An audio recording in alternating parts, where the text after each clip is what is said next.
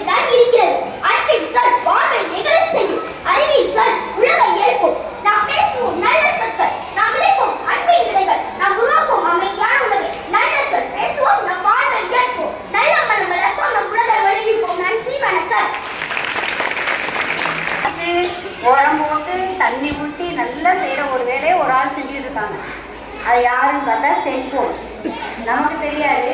பிள்ளைகள் வந்து இப்போ இருக்கிற நம்ம பிள்ளைகள் வந்து செல்போன் அதிகமாக யூஸ் பண்ணுறாங்க. அது நன்மைக்கு சொல்லவே மாட்டோம். மாணவர்கள்ட்ட செல்போன் கொடுக்குறத சுத்தமாக அவாய்ட் பண்ணலாம்.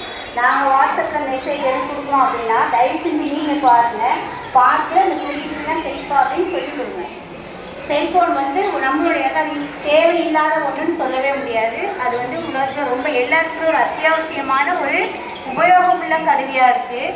ஆனால் நம்ம மாணவர்கள் மத்தியில் அது ரொம்ப ஆபத்தான கருவியாக இருக்குது. உளவியலாளர்கள் வந்து ஆராய்ச்சி செய்யும்போது உலக அளவில் 76 கோடி பேர் வந்து செல்போன் யூஸ் பண்ணிட்டு இருக்காங்களாம். மாணவர்கள் யூஸ் பண்ணுறாங்க. அதுவும் அந்த மாணவர்கள் வந்து நம்ம என்னென்ன யூஸ் பண்ணுறோங்கிறதுலாம் தெரியும் இல்லையா? ஒரு பொருளை நம்ம அடிக்கடி பார்த்தோம்னா அது சம்மந்தமாக தான் நியூஸில் வந்துட்டே இருக்கும்.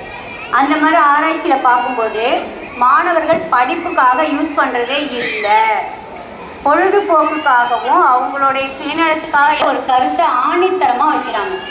அதில் நம்ம முன்னாடிலாம் சொல்கிறோம் உலகத்தில் அங்கே எதுவும் கிடையாது. இந்த வயசில் நம்மளால் திருத்த முடியுமா? முடியாதா? கண்டிப்பாக முடியும். நம்ம சின்ன பிள்ளைல வந்து நிலாவை காமிச்சுன்னா நமக்கு சாப்பாடு கொடுக்குறாங்க. இப்போ செல்ஃபோனை காமிச்சு சோறு கொடுத்துருக்கோம். யாரோட தப்பு? நம்ம ஆதாரம் அடிப்படையில் நம்ம தான் நிற்கிறோம். இப்போ வந்து நம்ம பிள்ளைங்களை குறை சொல்லவே முடியாது. ஆனால் இப்போ மாற்றுறது உங்கள் கையில் இருக்குது. ஈஸியாக மாற்றிடலாம். அதை எல்லாரும் செய்யணும். நம்ம யாராவது பண்ணிங்கனாக்க செல்ஃபோன் இந்த கவரத்துக்கு ஏரியாவில் இந்த சிட்டுக்குருவிகள்